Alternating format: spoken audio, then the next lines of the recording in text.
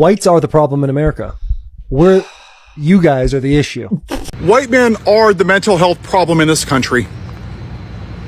Jim Crow, white men. Slavery, white men. Segregation, white men. Concentration camps for Asian Americans in the late 30s and early 40s. 1,800 people died. How many black people were hung from trees? 8,000. Let me guess. Oh yeah, once again, white men. The gun violence? 98% are men. 84% are white men, U.S. citizens. I see a trend. How about the Middle Passage where 1.2 African Americans died? Oh yeah, once again, white men. Why was the Second Amendment written? Let me think. So black people couldn't have their freedoms. So the white men could once again control them. Who's in the White House? An adjudicated rapist, convicted felon white man. Wow, I see a trend. But somehow Americans are just begging to blame a trans person, a non-white person. See, what happened to George Floyd is symbolic of what's happening in this country. The white man putting his knee on the neck of a non-white person and sitting there in broad daylight with the balls to say, who's going to stop me? And that's what we're seeing right now. So that's the question that we need to ask ourselves as a fucking country. Who's going to stop them? Because I'm just one person here. Now, I don't know about you, but I got friends and family that are sitting behind the white privilege, and I want nothing to do with them. Not because of who they are, because their lack of action. Martin Luther King said, history is going to remember not the people that did bad things, but the good people that stood by and did nothing. Because once again, the white man is hiding behind their privilege while everybody else is getting treated like absolute fucking garbage. Because it doesn't affect me. You don't even want to go on a general strike to stop fascism. Oh, I can't work. Oh, I got a job. White man is the mental health crisis in the United States of America. It has been since day one. When you look at the majority of them, what do you see? A bunch of insecure little wannabe alpha males with small penises that need big trucks and guns to feel like a real man. That's the real problem, is toxic masculinity. That the white man feels unable to shit on everyone's rights just because of how they look. It's ironic, isn't it, that they demonize black people because they're black on the outside, and yet their hearts are black on the inside. Isn't that ironic? And every single time we see a mass shooting, they're just salivating on the white supremacist red hatters to say, oh my gosh, it was an immigrant, it was a trans person, it was a gay people. 84% of gun violence is white men. But when it happens, like at the church the other day, what happens? Oh, thoughts and prayers. But what happened with the racist podcaster? Oh, they were just dying for it to be somebody on the left so they can just blame somebody else. A white man. The Catholic, the church yesterday. A white man. A white man. A white man. A white man. A white man. Ahmaud Arbery. Guess what? 3 white men that chased out a black guy. Breonna Taylor. Oh, a white cop. Again and again and again and again and again. It's the same demographic. White men are the problem in this fucking country. And until we address the real mental health epidemic, which is white supremacy built on white men controlling people, because that's how this country was designed, for 21-year-old landowning white men to shit on everybody else. This country was designed to benefit my demographic, and that is not okay. That is the original sin of this country. And until we address it, we will never be a great country, and we haven't been a great country. And if you don't like that, then you can ship.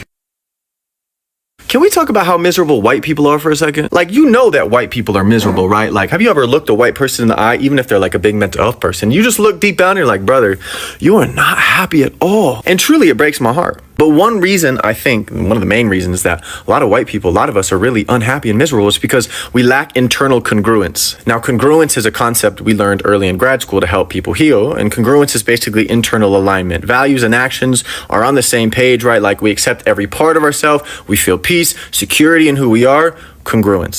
And no matter how hard you try, you can never find internal congruence if you're not congruent with the world around you. If you're not understanding what's real and seeing reality and affirming what's true. So like white people who deny patriarchy and capitalism's negative effect and oppression of the world and genocide that's happening around the world, like that's incongruent with reality. That is going to have an effect on us internally, because to deny what's happening in real time, we have to deny certain parts of us, certain emotions, certain thoughts that come up.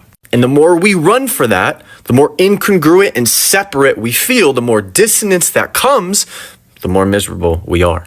And a lot of times we're not actually dealing with our own pain and our own reality because we're all suffering under capitalism and white supremacy. Like, it affects us different ways in intersectionality, but like, it affects us white people too. You don't think a stormtrooper in the fucking Star Wars movies hates his life? You don't think he hates being bossed around all the time? You don't think poor white people living in the empire, like in a city walls, like in a Game of Thrones, like you don't think that they're miserable under it, even though they're not miserable the most? To be congruent inside, to not be miserable anymore, it takes accepting the realities of the world, seeing how those toxic systems affect us, and then moving to actually be congruent. Because deep down, humanity has goodness at its center. So yeah, white people, we're miserable because we're not congruent, because we're denying the realities of the world, and thus denying ourselves. For all the power that white supremacy has wielded in America and around the world, one thing it has never truly produced, even for white people, is true happiness. Because power built on oppression is never peaceful. You never can get true happiness from, oppressing someone. It doesn't matter how much you steal from them, but still, there is that point of guilt. Power built on stolen land, stolen labor, stolen humanity carries fear inside it, a guilt inside it, fear of revolt, fear of exposure, basically fear of the truth. And that's why societies built in this manner, they are always anxious, and they are always militarized, and they are always, paranoid, because deep down inside of them, they know that the power they hold was never fairly earned, and they know that one day, it doesn't matter how long it takes, it will be confronted. And that day in America is no longer in the future. It seems that day is here, now. America has entered a moment of reckoning, actually, if you observe with everything that is happening. And for the first time ever, many white Americans are beginning to see the truth that they've been hidden from for all this time by just the mere privilege of being white. Why have white Americans been afraid to start or celebrate White History Month?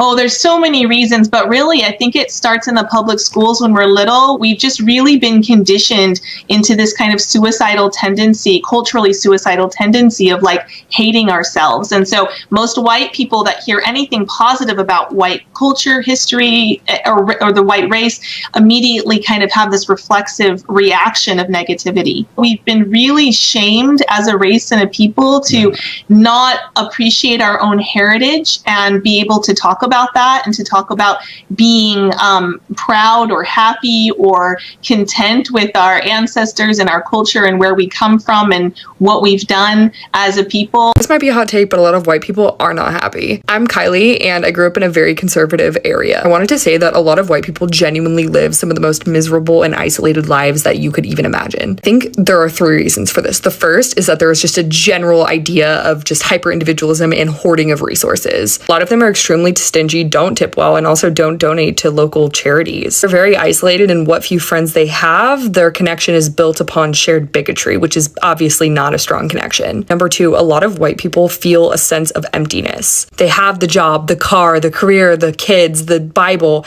but they don't feel that sense of fulfillment. I think it's because the subliminal messaging that white people get from birth is that they're so much better than everybody else.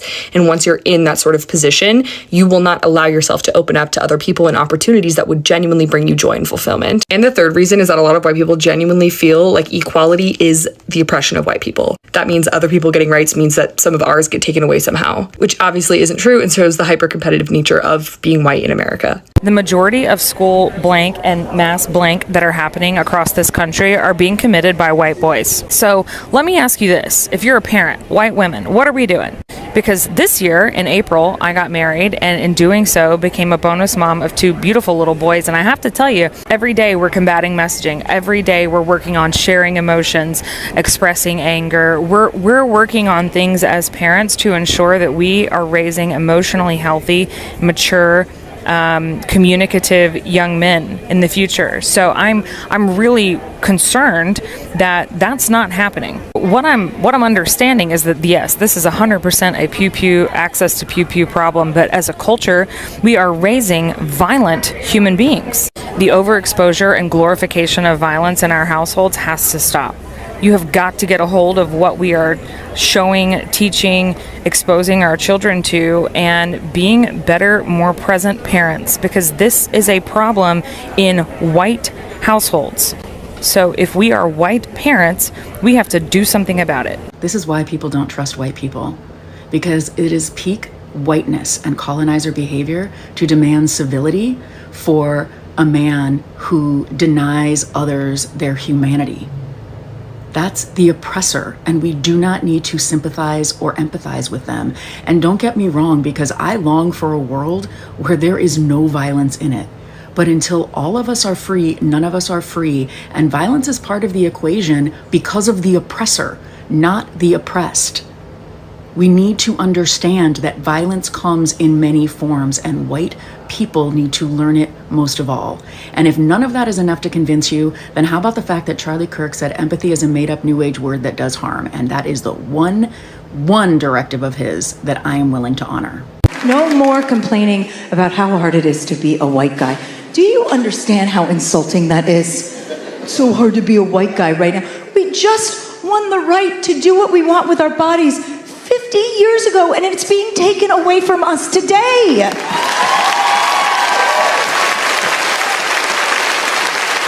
So don't call us hysterical. We're not hysterical, okay? We're not hysterical. Your opinions on racism and sexism are irrelevant. You're not the victims of that. You're the perpetrators. White people are the most miserable fucking people on the face of this fucking earth, and also the most fucking judgy. What the fuck is wrong with y'all? And I know I am one of y'all, but I'm not gonna say us, because this is a part I am not part of. I'm not a miserable motherfucker. I mean, white women especially. I mean, so many women on that pew pew post I did about MAGA Man, they're like, why do you need a pew pew? What's wrong with you? Blah, blah, blah, blah. And the other thing is these women who on the post where I cuss, why do you have to cuss so much? Why are you cussing? And then when I chew my gum, why are you chewing gum? That's so disgusting. Spit that gum out. I mean, it's just bitching about some shit all the fucking time.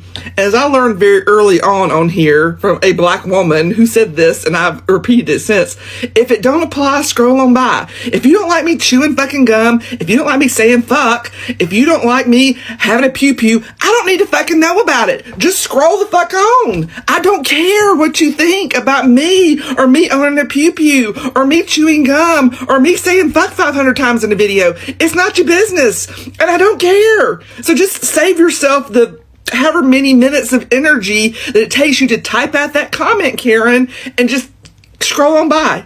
And then, of course, we all know white men are the most fucking miserable assholes on the face of this earth. And I've talked about that a lot because they like to come on here and try to drag you when you're not the perfect little white woman. I'm gonna say this one time real loud with my full chest, so go ahead and hear me out on this one. If working is mandatory, if labor is something we are required to do in order to prove we deserve our existence, if we have no choice but to choose an occupation whether or not we want it, if you are forcing me to sell my body to do somebody else's labor and telling me I have no other choice and neither does anyone else, you shouldn't have any other choice but to give us a roof over our heads, food for our stomachs, and whatever else we need to survive! If you want us to be forced to work, but do not want to guarantee life necessities, that is slavery, you fuckwads! This country loves slavery, they just rebranded it! And don't tell me to leave! I would if I had the fucking money! But that's the whole point of this system, you dumb fucks! Fuck this country!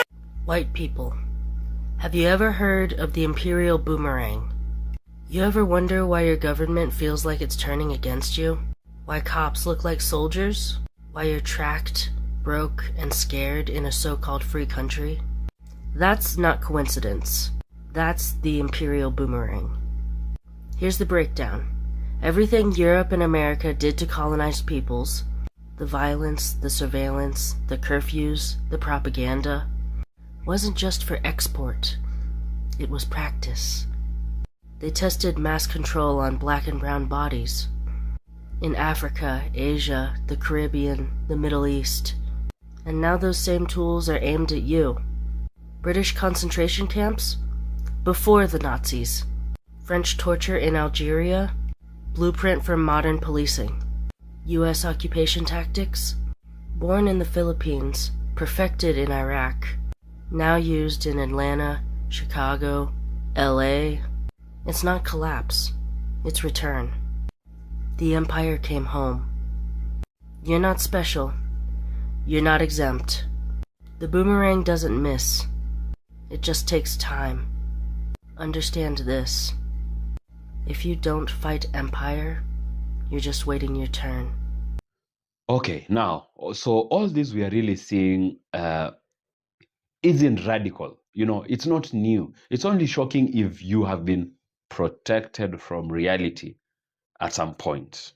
And of course, we know many white people have been protected from, not really protected, but, blinded from the reality, from the fact that they are white. And what we are seeing is white Americans are now encountering the same America that black people and other minorities have always known, have always talked about. The difference is that for many generations before, white Americans were like buffered, protected, shielded from the violence of the system, from this system itself. So America, to them, really looked fair and democratic, not because it really was, but because for them things were working. It was okay.